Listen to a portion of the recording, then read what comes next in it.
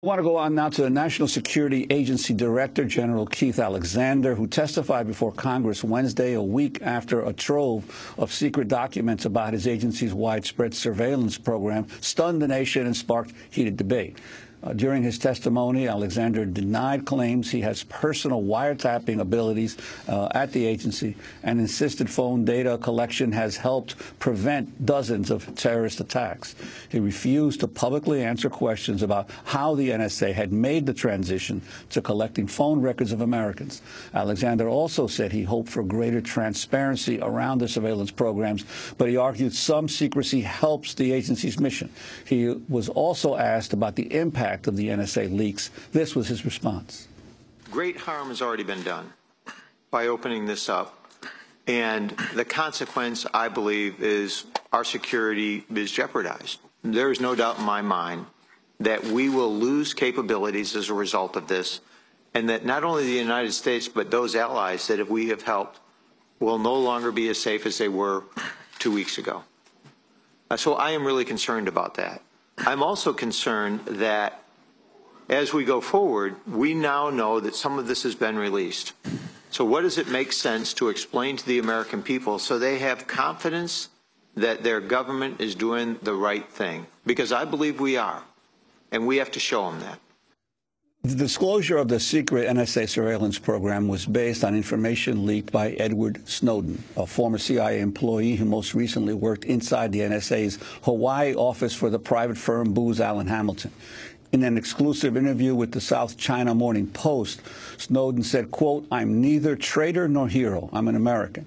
He also said he intends to stay in Hong Kong until he's asked to leave, and he intends to fight any extradition attempts by the U.S. government. Snowden also told the paper, quote, "People who think I made a mistake in picking Hong Kong as a location misunderstand my intentions. I am not here to hide from justice. I am here to reveal criminality." Well, for more, we're joined by Christopher Pyle, who first exposed domestic spying in the 1970s here in the U.S. Pyle discovered the CIA was spying on millions of Americans engaged in lawful activity while he was in the Army and worked as an instructor.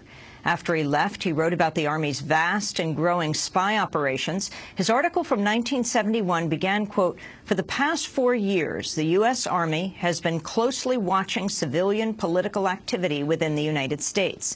Pyle's story prompted Senate hearings, including Senator Frank Church's Select Committee on Intelligence. These ultimately led to a series of laws aimed at curbing government abuse. Chris Pyle is the co-author of Military Surveillance of Civilian Politics, Getting Away with Torture, and The Constitution Under Siege.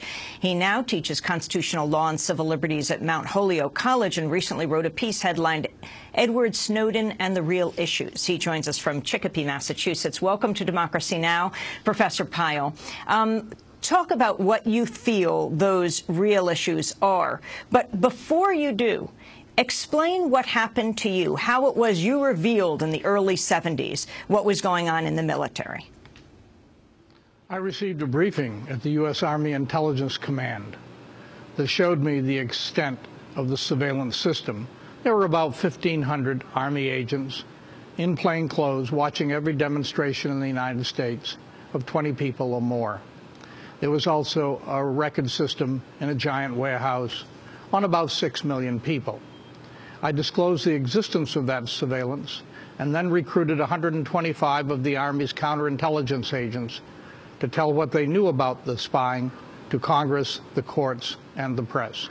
As a result of those disclosures and the congressional hearings, the entire U.S. Army Intelligence Command was abolished. This was before Watergate. And Professor Pyle, did you at that time suffer any repercussions from your willingness to step forward and reveal what was going on to Congress? Well, two things happened. The Army created a 50-man unit in the Pentagon whose sole job was to discredit my disclosures. That, if it failed, the disclosures were all quite accurate. I was also put on President Nixon's enemies list, which resulted in a tax audit. Christopher Pyle, let's turn for a minute to the Church Committee's Special Senate investigation of government misconduct, which you played a key role in the mid-'70s. U.S. Senate committee chaired by Democratic Senator Frank Church of Idaho, who conducted a massive investigation of the CIA and FBI's misuse of power at home and abroad. The multi-year investigation examining domestic spying, the CIA's attempts to assassinate foreign leaders, the FBI and CIA's efforts to infiltrate and disrupt leftist organizations, and a lot more. This is Senator Frank Church speaking during one of the committee's hearings. We have seen today the dark side of those activities, where many Americans who were not even suspected of crime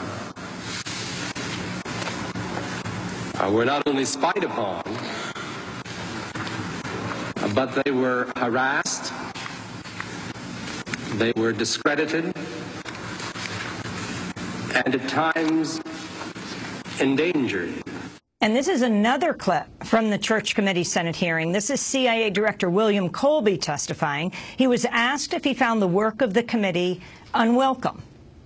No, I do not.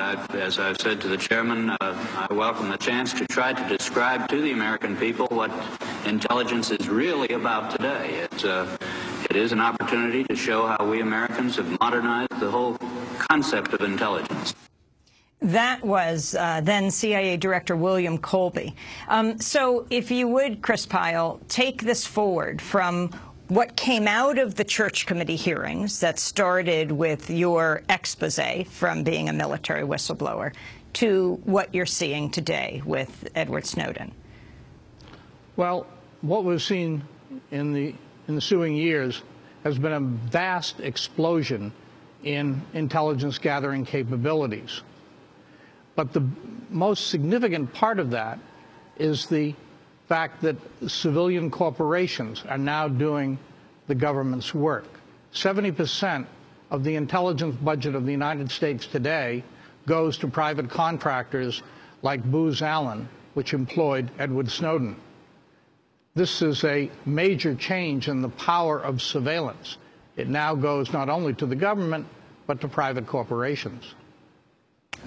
Well, you see, in a recent article, you seem to raise what you think are the real issues in this Snowden leaks. You mentioned, one, the inability of Congress to actually do legitimate oversight over intelligence. You say that the secrecy system is out of control. And you also say that the system is also profoundly corrupt because of all this use of private contractors who make huge amounts of money that no one can actually hold them accountable for. Could you talk about those issues? Yes. The forerunner of the PRISM system that Snowden disclosed was called Trailblazer. It wasted $1 billion on private contracts. It replaced a much less expensive system called Thin Thread, which had more privacy protections and had been developed inside the government. Now, the reason that private contractors get this business is because members of Congress intercede with them with government agencies. And we now have a situation where members of the Intelligence Committee and other committees of Congress intercede with the bureaucracy to get sweetheart contracts for companies that waste taxpayers' money and also violate the Constitution and the privacy of citizens. This is a very serious situation because it means that it's much more difficult to get effective oversight from Congress. I wanted to go back to the Senate Appropriation Committee hearing with the NSA Director General Keith Alexander defending the phone surveillance practices exposed by Edward Snowden. I thought the great part about this program was that we brought Congress, the administration, and the courts all together. We did that. That's what our government stands for, under the same Constitution. We follow that Constitution. We swear an oath to it. So I am concerned, and I think we have to balance that. I will not. I would rather take a public meeting and people think I'm hiding something than to jeopardize the security of this country. Professor Pyle, could you respond? Well, we all want to protect the security of the country. We all want to protect the Constitution. But when government agencies are totally unaccountable, we can't do that. Members of Congress do not go to those briefings, even if they're offered, because once you go to the briefing, then you can't talk about what you've been told because it's classified. So the briefing system is designed to silence Congress, not to promote effective oversight. Members of Congress don't want to spend time on oversight. They're too busy raising money. New members of the House of Representatives this winter were told by the Democratic Campaign Committee that they should spend between 4 and 6 hours a day dialing for dollars. They have no time to do the public's business. They're too busy begging for money. President Obama himself attended 220 fundraisers last year. Where does he get the time to be president when he's spending so much time asking wealthy people for money to support his campaign? Well, Chris Pyle, at Wednesday's Senate hearing, Senator Dick Durbin asked NSA Director General Keith Alexander why someone like Booz Allen employee Edward Snowden was in a position in which he had access to the classified information he leaked. He was a high school dropout. He was a community college dropout. He had a GED degree. He was injured in training for the U.S. Army and had to leave as a result of that. And he took a job as a security guard for the NSA in Maryland.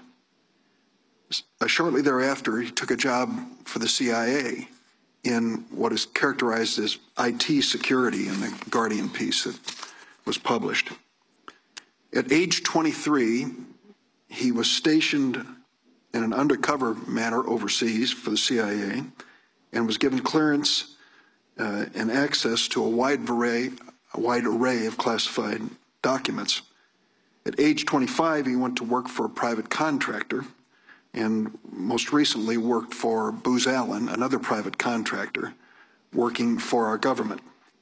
I'm trying to look at this resume in background. It says he ended up earning somewhere between $122,000 and $200,000 a year. I'm trying to look at the resume background for this individual who had access to this highly classified information at such a young age with a limited educational and work experience, part of it as a security guard, and ask you if you're troubled that he was given that kind of opportunity to be so close to important information that was critical to the security of our nation. I do have concerns about that over the process, Senator. I have grave concerns over that. The access that he had, the process that we did, and those are things that I have to look into and fix from my end, and that across the intel community, Director Clapper said we're going to look across that as well. I think those absolutely need to be looked at. I would point out that in the IT arena, in the cyber arena, some of these folks have tremendous skills to operate networks. That was his job for the most part from the 2009-10 is an IT, a system administrator within those networks. He had great skills in that area. But the rest of it, you've hit on the head. We do have to go back and look at these processes, the oversight in those. We have those, where they went wrong, and how we fix those. That was NSA Director General Keith Alexander speaking before the Senate on Wednesday. Well, in 2012, General Alexander spoke at DEF CON, the annual hacker convention. During his speech, Alexander tried to court hackers to work at the National Security Agency. The third bullet on his PowerPoint presentation that he refers to is privacy and civil liberties must be protected. I think the third bullet down is what we really want to do, is innovate, freedom, how we're going to look at where we take this next. This is a great opportunity for not only our nation, but for the world. And you know, one of the things that I'm really proud of saying is, when you look at Vint Cerf and the others, we're the ones who helped develop. We're the ones who built this internet. And we ought to be the first ones to secure it. And I think you folks can help us do that. That was General Keith Alexander speaking in 2012 at DEF CON. For our radio listeners, I should note that he was in a black T-shirt and wearing jeans as he spoke to the hackers. Chris Pyle, your response? Well, it's true. NSA doesn't want to hire people like you and me. We don't know enough about the Internet.